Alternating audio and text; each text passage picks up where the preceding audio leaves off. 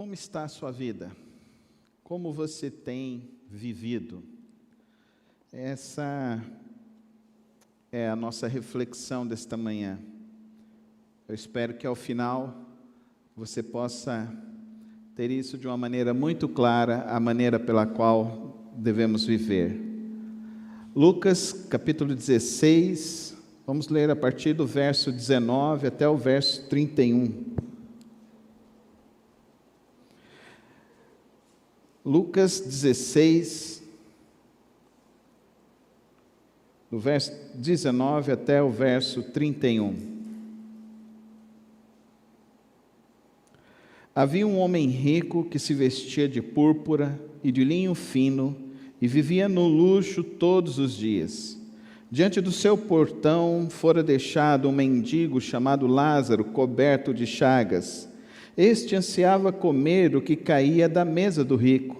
Até os cães vinham lamber suas feridas. Chegou o dia em que o mendigo morreu e os anjos o levaram para junto de Abraão. O rico também morreu e foi sepultado. No Hades, onde estava sendo atormentado, ele olhou para cima e viu Abraão de longe, com Lázaro ao seu lado. Então chamou: Pai Abraão, tem misericórdia de mim e manda que Lázaro molhe a ponta do dedo na água e refresque a minha língua, porque estou sofrendo muito neste fogo. Mas Abraão respondeu: Filho, lembre-se que durante a sua vida você recebeu coisas boas, enquanto que Lázaro recebeu coisas más. Agora, porém, ele está sendo consolado aqui e você está em sofrimento. E além disso, entre vocês e nós, há um grande abismo, de forma que os que desejam passar do nosso lado para o seu, ou do seu lado para o nosso, não conseguem. Ele respondeu: Então, eu te suplico, pai, manda Lázaro ir à casa de meu pai, pois tenho 5 irmãos. Deixa que ele os avise, a fim de que eles não venham também para este lugar de tormento. Abraão respondeu: Eles têm Moisés e os profetas, não os ouçam. Não, pai Abraão, disse ele, mas se alguém dentre os mortos fosse até eles, eles se arrependeriam. Abraão respondeu: Se não ouvem a Moisés e aos profetas, tampouco se deixarão convencer, ainda que ressuscite alguém dentre os mortos. Senhor, abrimos tua santa palavra, ó Pai, lemos de maneira solene nesta manhã, rogamos que o teu Espírito se repouse em nossas vidas, em nossos corações, e nos conduza a compreender a tua vontade, o teu querer, para que possamos viver sempre no centro da tua vontade. Que nada nos impeça de acolher a tua palavra e o teu ensino aos nossos corações nesta manhã, em nome de Jesus. Amém. É interessante esta parábola de Jesus. Nesta parábola ele tem um personagem que tem nome. É a única parábola que tem um personagem que tem nome. E o nome é Lázaro. E Lázaro significa Deus é o meu auxílio. E quem é esse Lázaro? Essa personagem desse texto? Lázaro é um mendigo. Lázaro é uma pessoa que não tem posses, não tem casa, não tem família. Não tem ninguém que lhe socorra, não tem ninguém que lhe estenda a mão. A segunda personagem dessa história que nós vemos é um homem de posses. Um homem de posses que vivia sempre em busca do seu prazer e em busca dos seus próprios deleites. O texto nos revela que durante em vida, um buscava a Deus, o outro não. Um acreditava em Deus, acreditava no céu, o outro não. Durante em vida, um simplesmente estava se aproveitando da vida todos os dias e não fazia nada de útil com tudo aquilo que ele tinha. O outro não tinha condições de nada. Os dois morrem. O texto nos mostra que a morte é igual para todas as pessoas. Ricos, pobres, brancos, negros, homens ou mulheres. A morte é igual para todas as pessoas. Mas acontece uma mudança após a morte. Se o rico vivia sem Deus em vida, agora, no inferno, ele acredita em Deus. Uma primeira lição desse texto: no inferno não existe ateus, não existe incrédulos, não existe aqueles que podem viver sem Deus. No inferno, todos acreditam e sabem que Deus existe.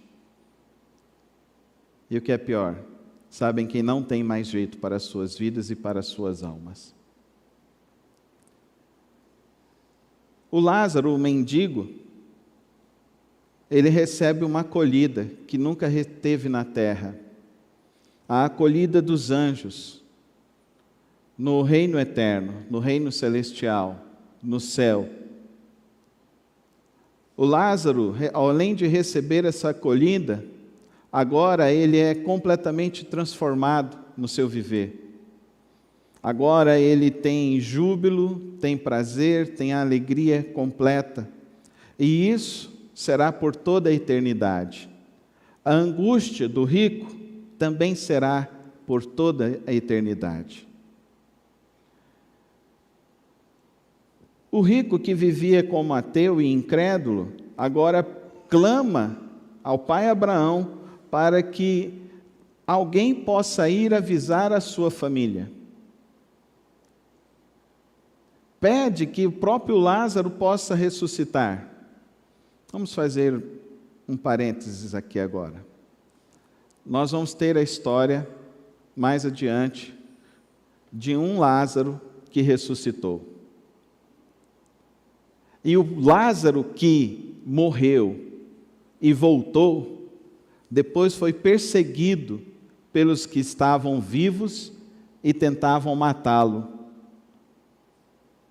Porque aqueles que viram o Lázaro que saiu da sepultura, eles não queriam que Jesus Cristo e que a obra de Deus e que o ensino do Evangelho se propagasse. Porque Jesus e Lázaro iriam atrapalhar os negócios carnais e humanos deles. Então, aquilo que o rico está pedindo e suplicando, também não traz solução para a vida. Porque aquele que quer ser incrédulo, ele será incrédulo até o fim. Mas não tem jeito, pastor? Isso está nas mãos de Deus. Porque o rico pede, não, manda Lázaro ressuscitar. Por que Lázaro ressuscitar? Já parou para refletir sobre isso? Porque todos conheciam Lázaro. Conheciam que esse Lázaro morava onde? Morava na frente da casa do rico. Então, há uma denúncia muito grave aqui. Que a denúncia é de que não era apenas Lázaro, não era apenas o rico, que não se importava com a vida do Lázaro. A denúncia é que toda a família desse rico, incrédulo, também era egoísta, mesquinha, e buscava só os próprios interesses. A denúncia é muito grave, porque Lázaro, na sua condição de mendicância, ninguém estendia sua mão, o rico não estendia, mas os seus familiares também não estendiam. Então o rico fala, mas eles conhecem o Lázaro. Mas eles não querem que o Lázaro, não querem acreditar no Lázaro. Como também na casa de Marta, Maria e de Lázaro. Ele vai ressuscitar. Todos conhecem. Só que o que os fariseus e os líderes do templo fazem? Vamos matar Lázaro, vamos matar Jesus Cristo. A denúncia é grave, queridos irmãos, porque muitas pessoas podem viver as suas vidas na incredulidade. Muitas pessoas estão vivendo suas vidas na incredulidade. E é interessante que nós sabemos que o surgimento do ateísmo não tem 200 anos na história de toda a humanidade.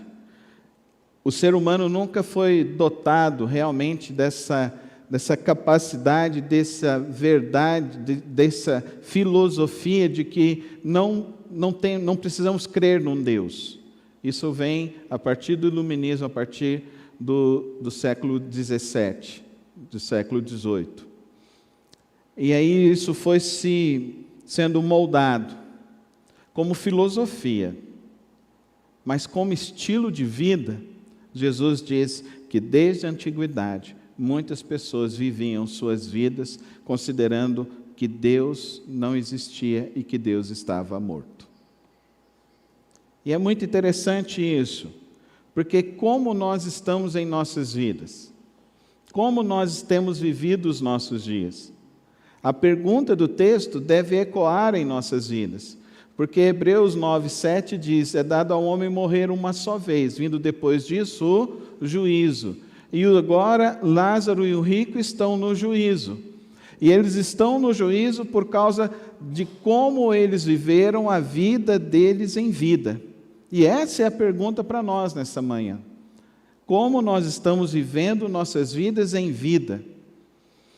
Aqui traz luz, pelo menos, a 3 princípios que eu acho que é muito importante que nós possamos entender. A primeira delas, primeira questão de importância que nós precisamos compreender: nem tudo que se diz que é prazer, é prazer. Nem tudo que se diz que é felicidade, é felicidade. Nem tudo que se diz que é alegria, de fato é alegria. Porque nós somos dotados dessa realidade da nossa alma, e a nossa alma ela é eterna. Nós podemos até tentarmos dizer que nós não cremos nisso, mas nós cremos. A partir do momento que você olha para o seu passado, você já sente uma fagulha da eternidade, porque você transcende. Você já teve isso? De você lembrar de uma comida que a sua avó fez quando você era criança, e você lembrar o cheiro e o gosto que aquilo tinha? Isso é uma capacidade que nós temos, é uma capacidade da alma, é uma capacidade de transcendência.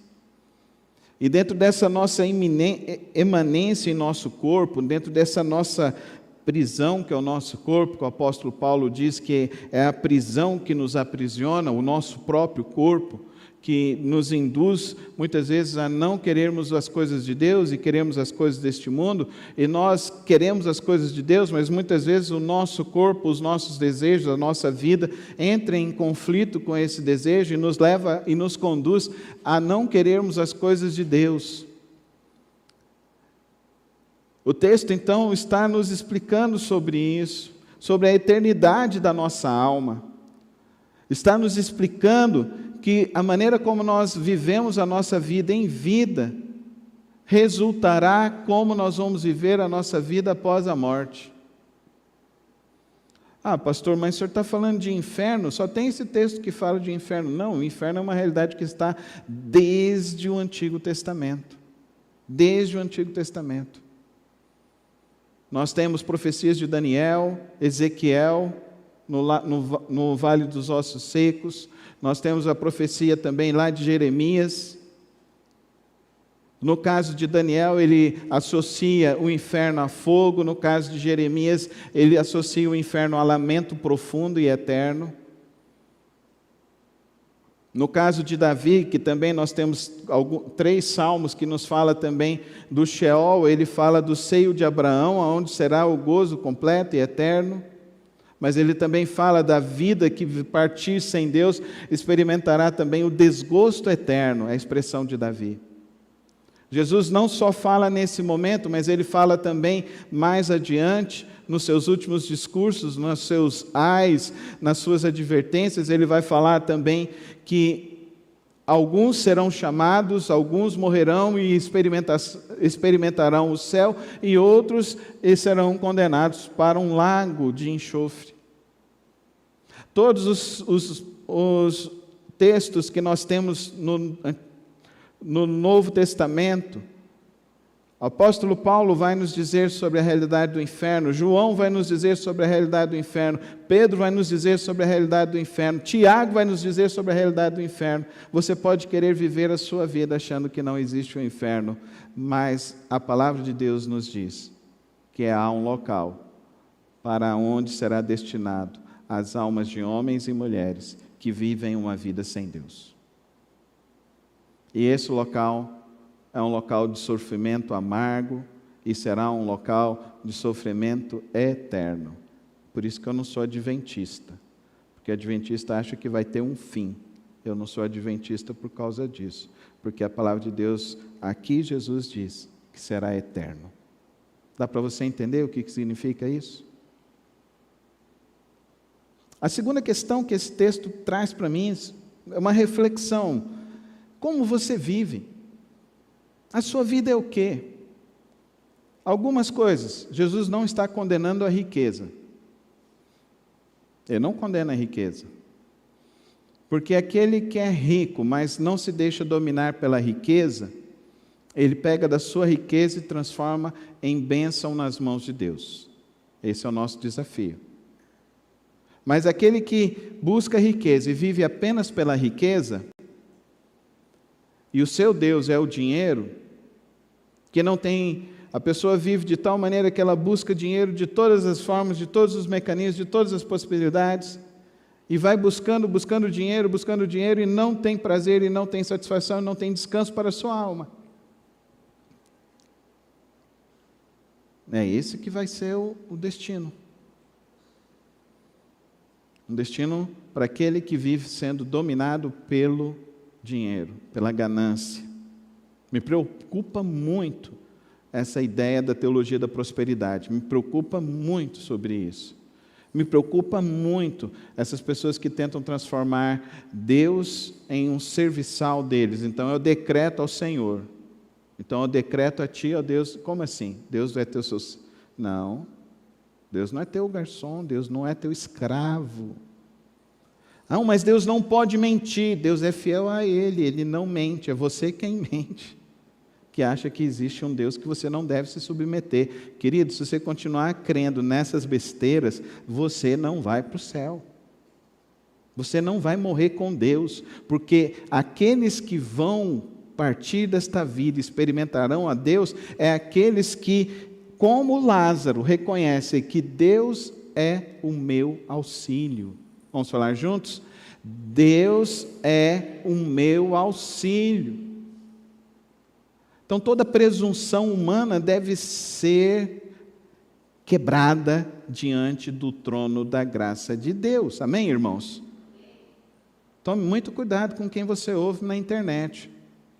Tome muito cuidado com algumas pessoas que se chamam pseudo-teólogos por aí, que estão tentando dizer que você pode gerar riqueza de qualquer forma se você se conectar com Deus, porque assim, você se conectando com Deus, Deus vai ter um compromisso com você, vai liberar uma prosperidade para você. Gente, Deus não é teu servo, é você que é servo de Deus. Amém, irmãos? Deus quer nos fazer prosperar? Sim, mas com honestidade, com dignidade. Trabalhe com honestidade, tenha sabedoria e Deus te abençoará, porque Ele abençoa a todos que fazem assim. Tiago diz: o amor ao dinheiro é a raiz de todos os males. O problema é quando o dinheiro se torna o seu senhor. Você conhece pessoas em que o dinheiro é o senhor da vida delas? É muito triste, porque a pessoa só tem o dinheiro. Eu prefiro não ter o dinheiro, mas ter amor, ter graça, ter bondade, ser humilde. Olha que coisa horrível está acontecendo nesse país. Pessoas que se denominam pastores, participando de esquemas de corrupção, pedindo barras de ouro, pedindo dinheiro que é da merenda escolar, dinheiro que é para cuidar das crianças na escola. Nomes de pastores. Agora a gente está no ano de política, a gente tem que tomar cuidado com essas coisas. A gente tem que ter entendimento sobre isso. Nós precisamos ter sabedoria sobre essas coisas. Aqueles que têm amor ao dinheiro devem tomar muito cuidado. Se o dinheiro para você vale de qualquer forma, de qualquer jeito, você não é diferente de um assaltante que entra com um revólver e mata uma mulher simplesmente porque ela tinha pouco dinheiro no caixa e descarrega 9 balas numa mulher. Também não é diferente daquele que é rico, ganancioso e só pensa no dinheiro para seu próprio benefício. São iguais, são os mesmos pecados. É o amor ao dinheiro. E tem pobre que ama o dinheiro. Tem pobre que ama mais o dinheiro do que muitas outras pessoas. Sabe qual é o grande teste o grande teste sobre o dinheiro em nossas vidas, queridos irmãos? Sabe qual é o grande teste? É o seu dízimo. É o seu dízimo.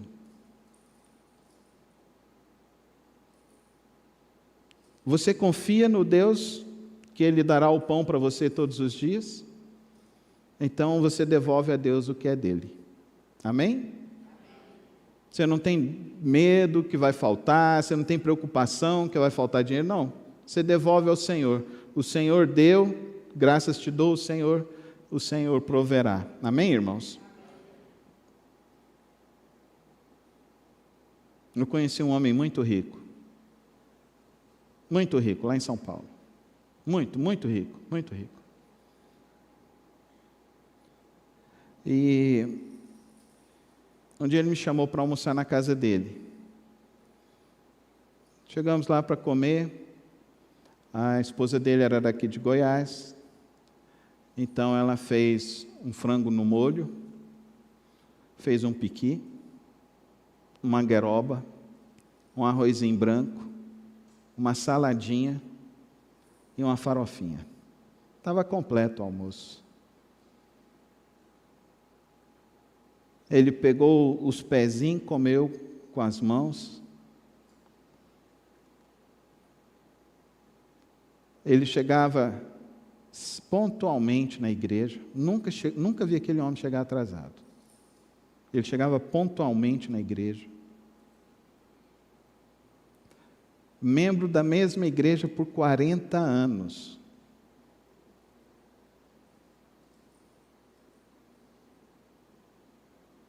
Sempre fiel com seu dízimo. Nesse almoço ele falou assim: Pastor Carlos, na empresa que hoje eu sou o dono, eu comecei lá como office boy. E porque eu era honesto e trabalhava, Deus foi me abençoando. E eu fui juntando o meu dinheiro. No dia que a família entrou em crise financeira, eu tive a oportunidade de ser sócio deles. Em 3 anos, eu comprei a parte da sociedade deles. Porque Deus é fiel. Amém, irmãos?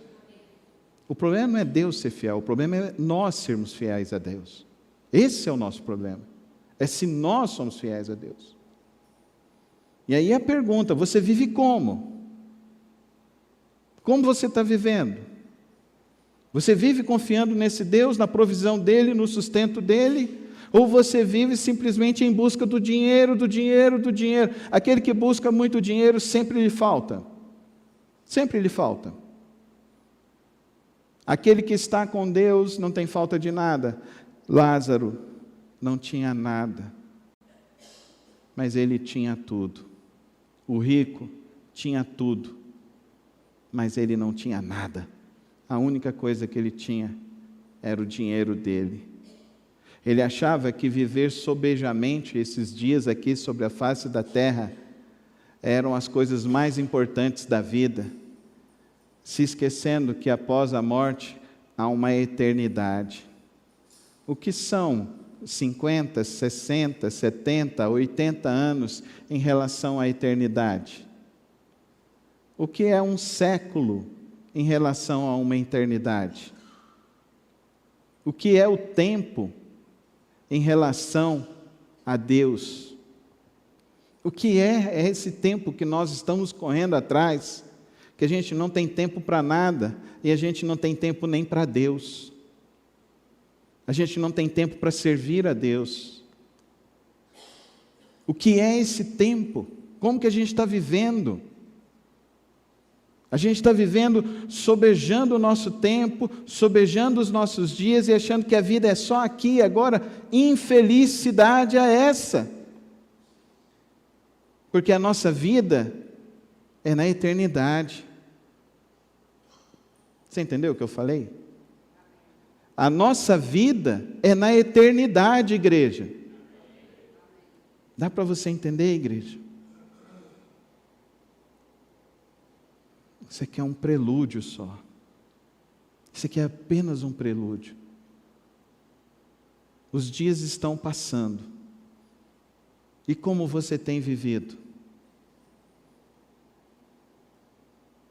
A terceira conclusão que esse texto nos leva, queridos irmãos, é que a nossa vida tem que ser útil para alguma coisa. Você não pode viver sem estender a mão. Você não pode viver sem ser solidário. Você não pode viver sem ajudar alguém que tenha nome, que você conheça a história, e você sabe que você ajudou e a vida dessa pessoa foi mudada. É muito fácil você trazer uma cesta básica na igreja e a gente distribuir para os locais. Amém, vamos continuar fazendo isso, vamos dobrar, a gente está recebendo 17, 18 cestas. Eu acho que essa igreja tem capacidade de doar pelo menos 100 cestas por mês. Eu acho que é pouco, pelo menos 100 cestas por mês. Ah, pastor, eu esqueci. Não, irmão, você não esqueceu. O seu coração não está nas coisas de Deus. Ai, pastor, tinha muita coisa para pagar. Não, o seu coração não está nas coisas de Deus. Nós precisamos entender isso. Nós não estamos vivendo para Deus. Nós estamos vivendo como este rico. Ninguém aqui ficou sem comer um prato de comida essa semana. Ninguém aqui ficou sem ter uma possibilidade de se locomover dentro da cidade. E tem muita gente que chega ainda para mim e fala: pastor, eu não tenho tempo, está tudo corrido. Não é que você não tem tempo e está tudo corrido, é porque o teu coração não está em Deus. Porque se o seu coração estivesse em Deus, o seu tempo se multiplicaria. A sua vida se multiplicaria, o seu trabalho se multiplicaria, aquilo que você plantasse, você iria colher frutos da sua plantação.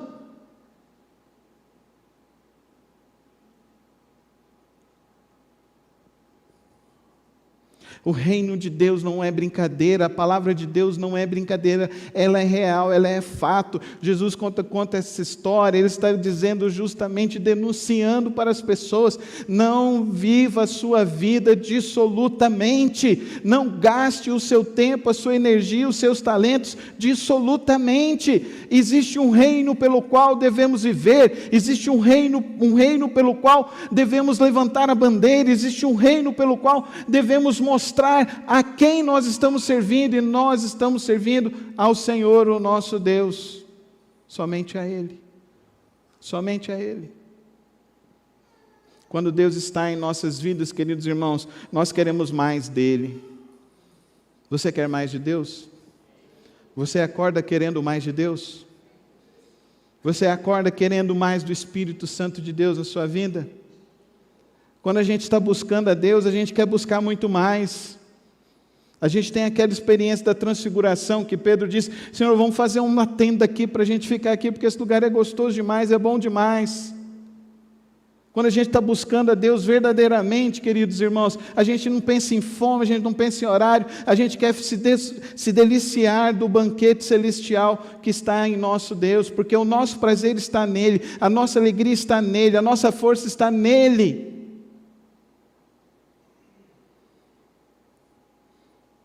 Esse texto nos diz então, queridos irmãos, dois homens vivendo suas vidas. Um homem vivendo na necessidade, mas confiando em Deus.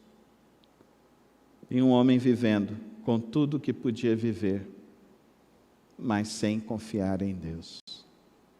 Após a morte, eles agora entendem quem é Deus. Eles agora sabem quem é Deus. Ontem eu assisti um filme que saiu, eu estava esperando esse filme sair, sobre um cara que fez um golpe de 250 milhões de dólares no Canadá.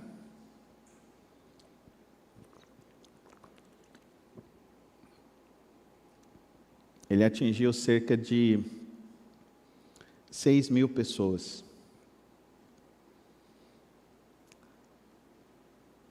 Ele prometia o ganho para essas pessoas de 25% ao mês.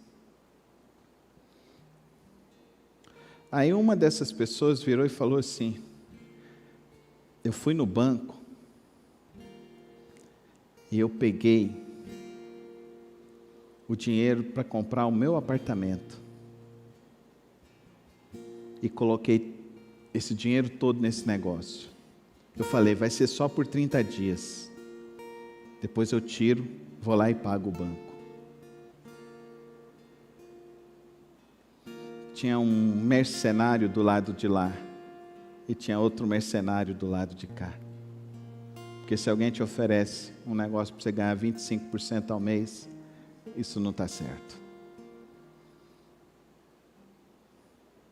Isso não está certo. O outro foi lá, junto com a esposa. A casa quitada, eles hipotecaram a casa deles. Colocaram todo o dinheiro nesse lugar. E eles falaram, nós vamos deixar lá só por 90 dias. Essa história aconteceu em 2018.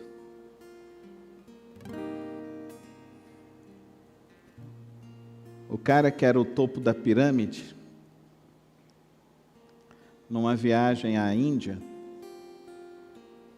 teve uma intoxicação alimentar,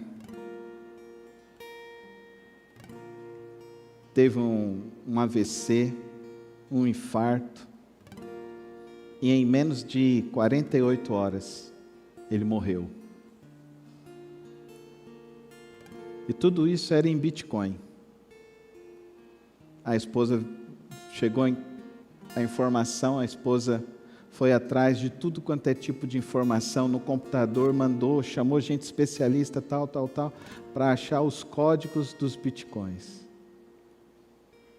Nem ela ficou com nada. Ninguém ficou com nada. Porque todos estavam vivendo pelo dinheiro, atrás do dinheiro. O Deus deles era o dinheiro. O Deus deles era acreditar que o dinheiro poderia produzir para eles felicidade, que o dinheiro poderia produzir para eles alegria, que o dinheiro poderia dar paz à vida deles. O único que pode dar alegria,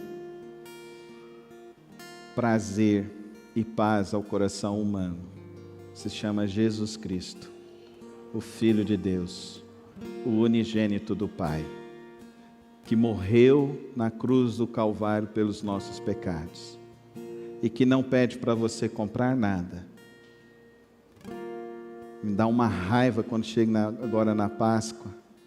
Aí vem as fitinhas que são vendidas nas igrejas, vem os lencinhos que são vendidos nas igrejas, vem os óleos que são vendidos nas igrejas.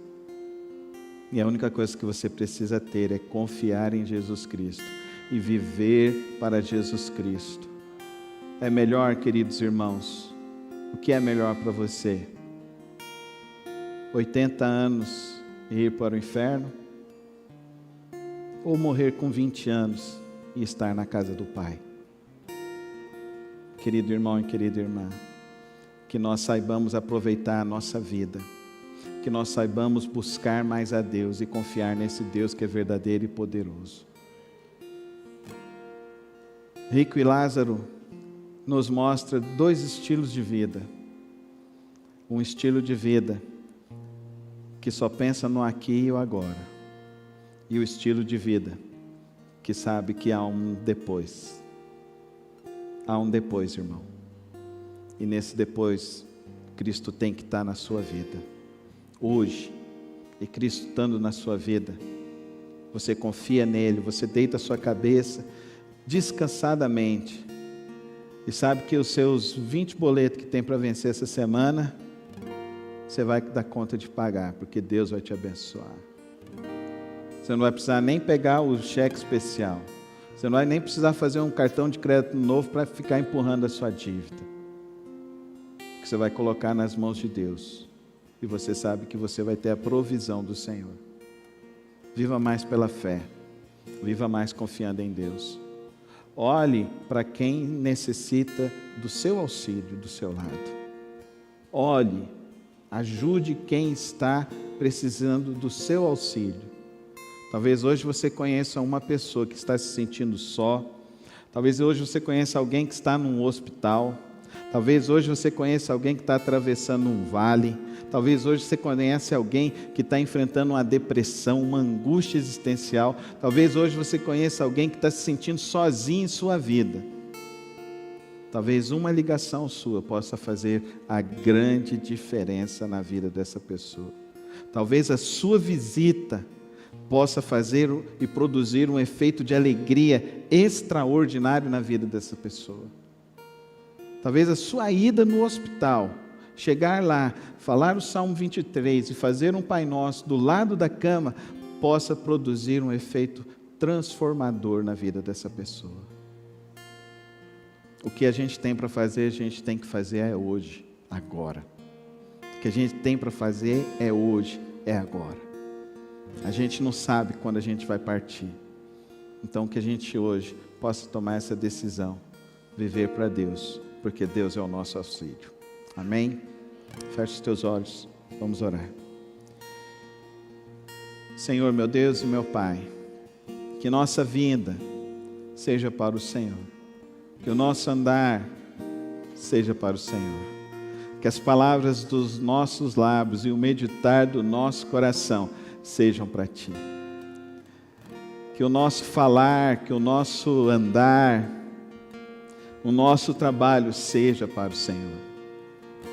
Que a nossa vida sempre manifeste a Tua graça, o Teu amor, a nossa fé em Ti, Senhor.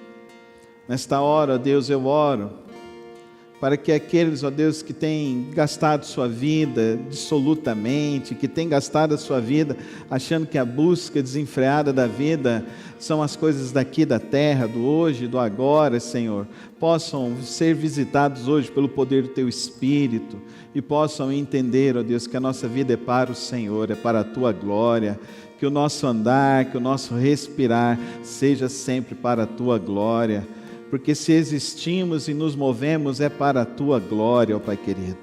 Toma as nossas vidas. Ó Deus, que hoje, ó Deus, seja uma porção dobrada da fé do Senhor em cada coração. Que, ó Deus, que hoje essa capacidade da resiliência, essa capacidade da fé que anda e confia no Senhor, mesmo na enfermidade, mesmo na falta das coisas, seja renovação em cada coração aqui nesta manhã. Que hoje, ó Pai, seja para a Tua honra e para a Tua glória o nosso viver, em nome de Jesus. Amém.